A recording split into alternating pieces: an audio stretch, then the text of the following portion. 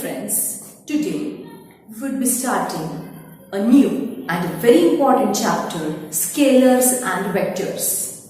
So according to the name, we are going to discuss what is scalar and what is a vector. So scalar, scale सगळ्यांना माहिती आहे. So which can be measured by some particular scale, that is scalar. Or the important, according to the definition of the scalar, a physical quantity which has magnitude only is called a scalar. Now we take example, length is a scalar, mass, time, temperature, density, these are all scalar quantities. म्हणजे काय, तर ज्याला फक्त magnitude आहे म्हणजे length आहे. The length of this pen is 15 centimetre. So I understand, मला हे समजतंय की ती लेंथ किती आहे, मला अंदाज येतोय त्या लेंथचा. So such quantity is a scalar quantity. Magnitude सांगितल्यावर त्याचा आपल्याला लेंथची क्लिअरिटी मिळणार आहे. किंवा मास, मी म्हटलं की the mass of this pen is 50 gram. So 50 gram म्हटल्यावर मला अंदाज येणार की किती मास असणार आहे या पेनचं. So this is called a scalar quantity. ज्याला फक्त मॅग्निट्यूड सांगितला की हा ओके, याचं टेम्परेचर, या बॉडीचं टेम्परेचर इतकं आहे, मॅग्निट्यूड सांगितला की त्याचा अर्थ पूर्ण होतो. सच quantities are called as scalar quantities. The next is the vector quantity. So the physical quantity, vectors are special. हा संपूर्ण चॅप्टर हा या vectors साठीच डिवोटेड आहे. हे एक नवीन कन्सेप्ट, vectors हा नवीन कन्सेप्ट आपण 11th मध्ये आल्यावर फिजिक्स मध्ये आपण शिकतोय.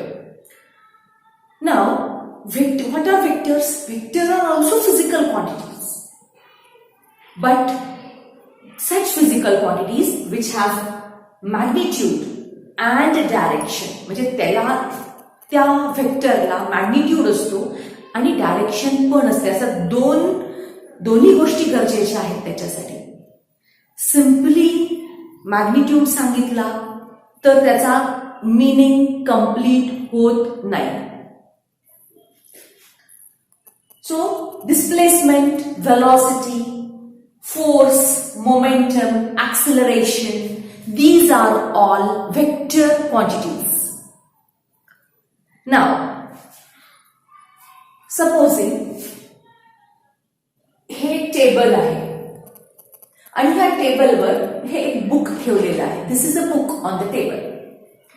And if I ask you to move the book, मी तुम्हाला म्हटलं की हे पुस्तक या ठिकाणून हलवायचंय तुम्हाला, आणि किती हलवायचंय, I say move it 5 meters. तुम्हाला कुठे मूव्ह करायचंय ते 5 meters वर. You have to move it 5 meters. मी तुम्हाला मॅग्निट्यूड सांगितलेलं आहे 5 meters. पण मग तुम्ही मला क्वेश्चन करणार आहे, madam 5 meters is well okay, but 5 meters where, कुठे? मग 5 meters can be moved from this point to this point, that is towards east or towards north or towards west or towards south. So, or towards 30 degrees from the east direction or some 60 degrees from the north direction. म्हणजे मला तुम्हाला एक direction द्यायला पाहिजे की कुठे हलवायचंय book, किती डिस्टन्सवर न्यायचंय, 5 meters वर न्यायचंय, पण कोणत्या दिशेने, तर सपोजिंग ईस्टच्या दिशेने न्यायचंय. So such necessity for direction सांगितल्याशिवाय पुस्तक कुठे ठेवायचं आहे याचा अर्थ पूर्ण होत नाही. The displacement of the book requires magnitude of displacement and direction of displacement. Displacement किती अंतरावर करायची आणि displacement कुठे करायची आहे. So the magnitude and direction both are necessary in case of vectors like displacement, velocity. Velocity, you are moving in some direction. The velocity is supposing 15 kilometers per hour. You are moving with 15 kilometers per hour on your bicycle. So, this is the speed. He speed झाली कारण आपण फक्त magnitude सांगितलेलं आहे.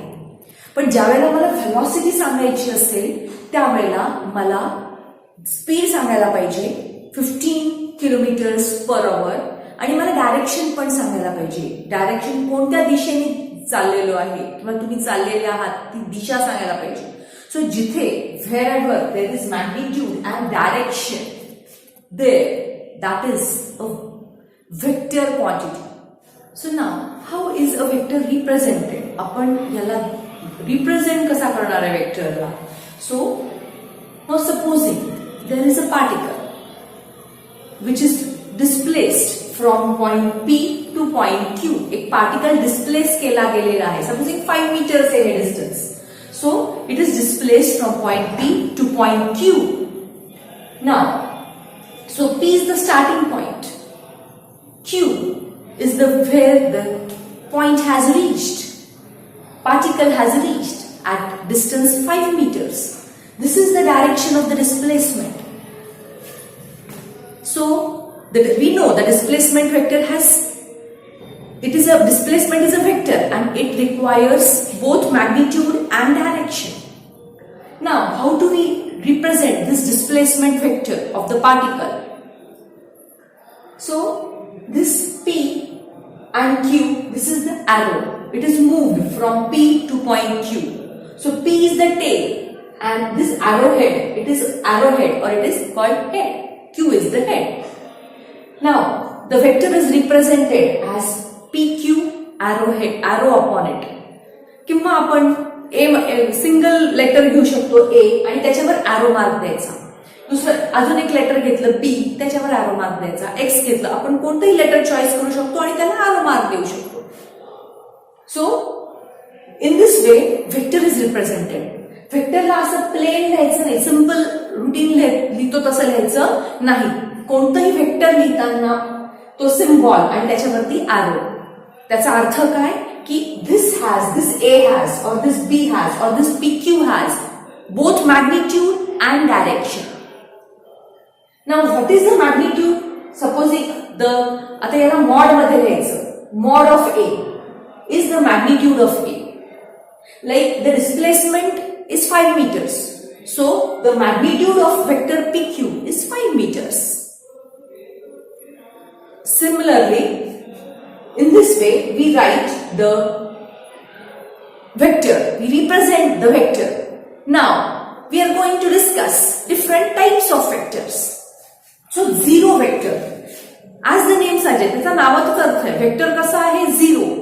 म्हणजे असा vector की ज्याचा मॅग्निट्यूड झिरो आहे, त्याला काहीतरी डायरेक्शन असेल पण त्याचा मॅग्निट्यूड काय आहे zero. So the velocity vector, आता मी आपण एक्झाम्पल घेऊ. The velocity vector of a stationary particle, म्हणजे पार्टिकल कसा आहे स्टेशनरी आहे, तो एका ठिकाणी स्थिर आहे, त्याची व्हेलॉसिटी किती असणार आहे झिरो असणार आहे. So such vector is called as a zero vector. और the acceleration vector of a particle moving with constant velocity. म्हणजे एक पार्टिकल आहे जो सेम व्हेलॉसिटीनी सतत मूव्ह होतो आहे. 5 meters per second, पुढच्या सेकंदाला 5 मीटर जातोय. 5 meters per second ही त्याची व्हेलॉसिटी, म्हणजे एका सेकंदात तो 5 मीटर जातोय, पुढच्या सेकंदाला 5 मीटर जातोय, तिसऱ्या सेकंदाला 5 मीटर जातोय. So in this way the particle is moving in every second, it is moving a fixed distance. सारखं अंतर चाललेलं आहे, म्हणजे त्याची व्हेलॉसिटी कशी आहे कॉन्स्टंट आहे, सेम आहे, सारखी आहे.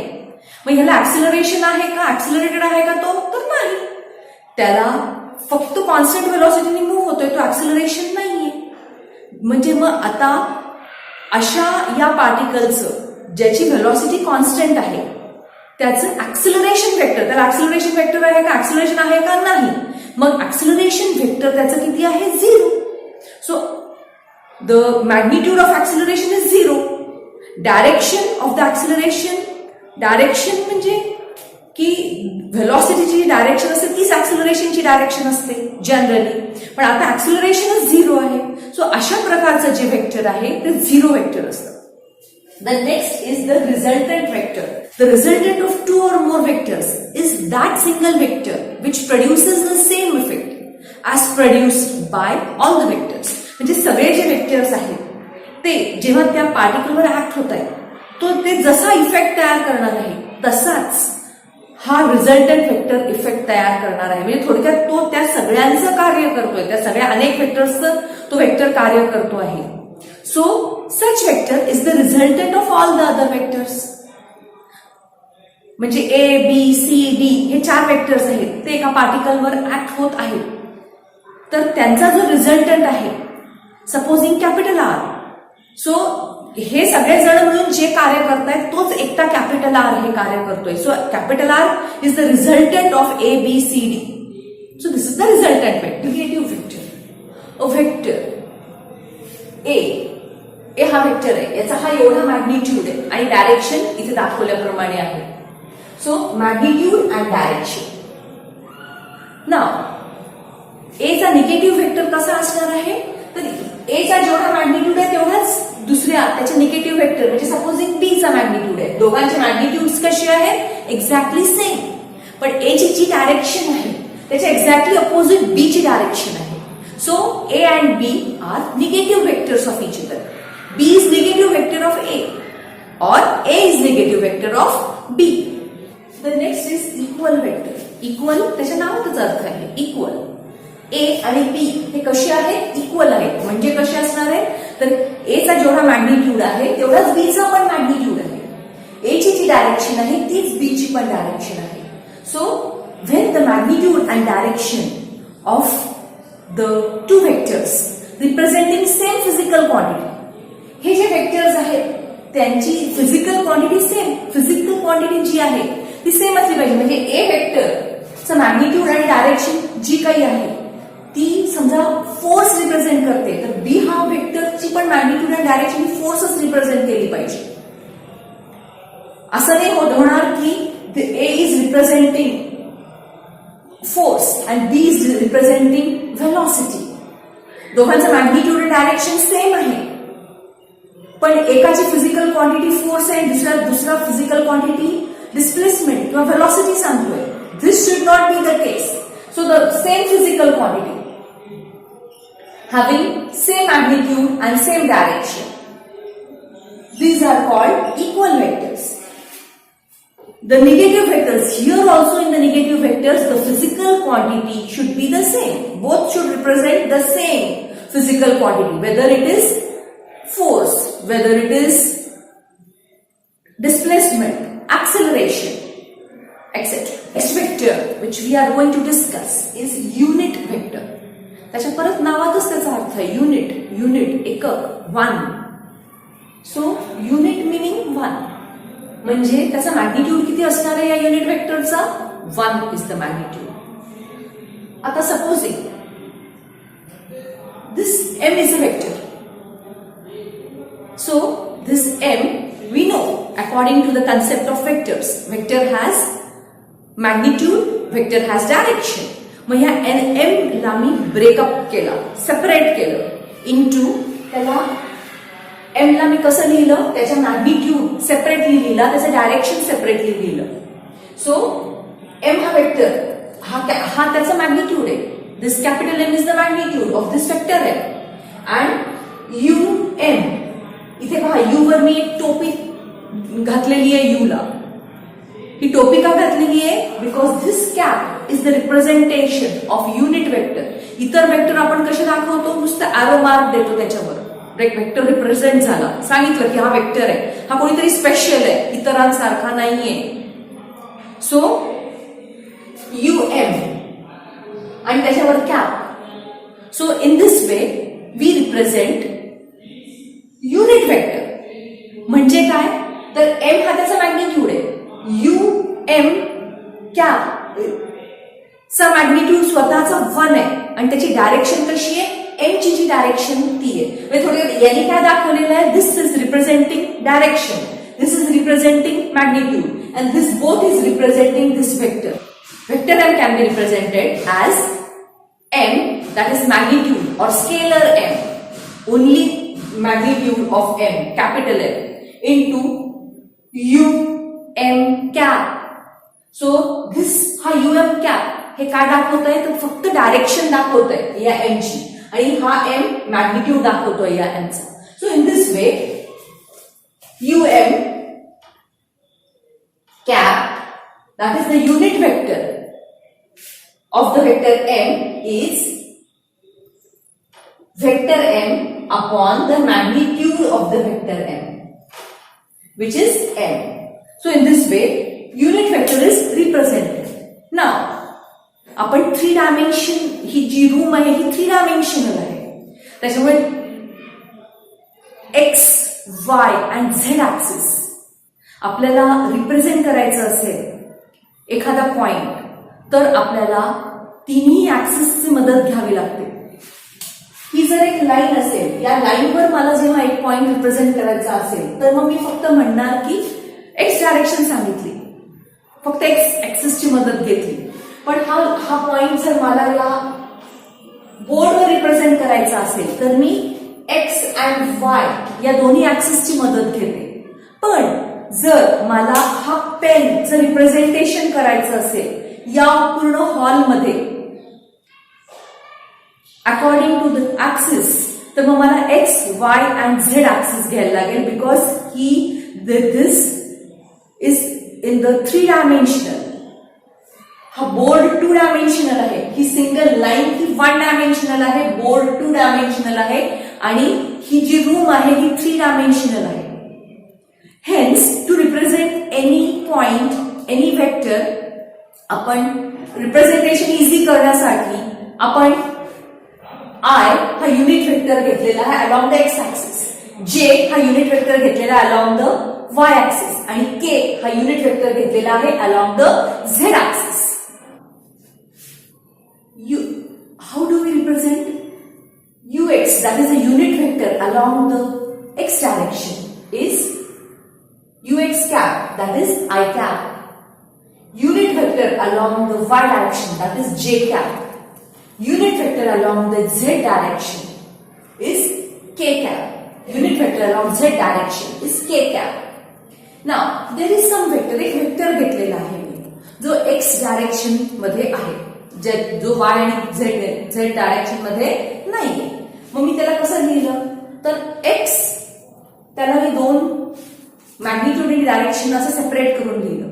मग हा जो x वेक्टर आहे त्याला मी वेक्टर x कसं लिहिलं, त्याचा x हा त्याचा मॅग्निट्यूड आहे आणि I ही त्याची डायरेक्शन आहे, कारण तो x ऍक्सिसच्या दिशेने आहे म्हणून. मग मी कसं लिहू शकते, वेक्टर I और I cap is equal to vector x upon magnitude of vector x. एक दुसरा वेक्टर घेतला जो y आहे, जो y डायरेक्शनला आहे, आणि x आणि z डायरेक्शन मध्ये तो नाही अजिबात. सो या वेक्टर y ला मी सेपरेट केलं त्याच्या ओरिजिनल पार्ट्स मध्ये. एक मॅग्निट्यूड पार्ट आहे, एक डायरेक्शनचा पार्ट आहे. सो त्याचा मॅग्निट्यूड पार्ट मी लिहिला. सो हा y वेक्टर मी घेतला, त्याचा मॅग्निट्यूड पार्ट आहे y, त्याची डायरेक्शन पार्ट आहे j, कारण तो y डायरेक्शन मध्ये म्हणून. त्याचं युनिट वेक्टर आहे अलॉंग द y डायरेक्शन, जो आहे j कॅप. सो मी कसं लिहिलं, j cap is equal to y vector y upon magnitude of y. तिसरा एक वेक्टर घेतला मी, z वेक्टर. हा जो z वेक्टर आहे हा x दिशेला पण नाहीये आणि y दिशेला पण नाहीये, तो फक्त z म्हणजे z डायरेक्शनलाच नाही. त्याला मी त्याच्या पार्ट्स मध्ये सेपरेट केलं, म्हणजे त्याचा मॅग्निट्यूड पार्ट आणि त्याचा डायरेक्शन पार्ट. सो z ला मी कसं लिहिलं, z त्याचा मॅग्निट्यूड पार्ट आणि k कॅप म्हणजे डायरेक्शन पार्ट. का बरं, कारण तो z डायरेक्शनला आहे म्हणून k vector along z axis. So k cap. मग सो k कॅप मी कसं लिहू शकते, vector z upon magnitude of z. The vector which gives the position of the particle with respect to the chosen coordinate system is called position vector. म्हणजे माझा जो particle आहे त्याची position with respect to some origin. माझा particle समजा P या ठिकाणी स्थित आहे, तर त्याची जी पोझिशन सांगतोय तो व्हेक्टर, पण रेफरन्स काहीतरी घ्यायला हवा, कोणतीतरी कोऑर्डिनेट सिस्टीम आपण चॉईस केली. सो ही एक्स आणि वाय ही कोऑर्डिनेट सिस्टीम आपण चॉईस केली, आणि with respect to this X Y coordinate system माझा पार्टिकलची पोझिशन काय आहे, that is the position vector. So this R is the position vector of this particle P, कारण ओ पासून or this OP, vector OP is the position vector of the particle P. P या पार्टिकलची position सांगणारा vector म्हणजे position vector. So नाव we know, इथून P हा point वरून आपण परपेंडिक्युलर ड्रॉप केले अलॉंग द एक्स ऍक्सिस, आणि P या पॉइंट पासून आपण परपेंडिक्युलर ड्रॉप केला अलॉंग द वाय ऍक्सिस. या ठिकाणी तो परपेंडिक्युलर टच झाला at point M, Y axis वर तो परपेंडिक्युलर टच झाला ऍट पॉइंट N. मग नॅचरली पी चे कोऑर्डिनेट्स काय असणार आहे, एक्स पी एक्स वाय हे त्याचे कोऑर्डिनेट्स असणार आहे, because this is much is x and this much is why. So हे त्याचे कोऑर्डिनेट्स असणार आहे. इथे आपण झेड काहीच लिहिलेला नाहीये, कारण हा जो वेक्टर आहे हा ओपी हा या प्लेन मध्ये आहे, हा या 3 डायमेन्शन मध्ये नाहीये, म्हणून याची झेड कोऑर्डिनेट हे 0 आहे. सो इथे याचे कोऑर्डिनेट्स कसे लिहिले, एक्स आणि वाय लिहिले. आता आपण याची पोझिशन कशी सांगणार, so the R vector R और वेक्टर ओपी इज आपण आय आणि जे च्या टर्म मध्ये सांगणार. तर पी हा वेक्टर, त्याचा magnitude along the X direction किती आहे, एक्स आहे, आणि मॅग्निट्यूड अलॉंग वाय डायरेक्शन किती आहे, वाय आहे. म्हणजे इथे कसं लिहिलं, X magnitude along X direction, आणि आय काय आहे, unit vector along the X direction, आणि मॅग्निट्यूड अलॉंग वाय डायरेक्शन काय आहे, वाय, आणि unit vector along Y direction काय आहे, J. So OP is equal to X I plus Y J, असं आपण पोझिशन वेक्टर या ओपीची म्हणजे या पार्टिकलची या पॉइंटची लिहू शकतो. किंवा मी अजून एक पद्धतीने लिहू शकते, OP is equal to X I plus Y J plus 0k. Why 0? Because the direction, the magnitude of the vector along the k direction or along the z direction is 0. So OP is xi plus yj plus 0k. In this way, the position vector is represented. Thank you.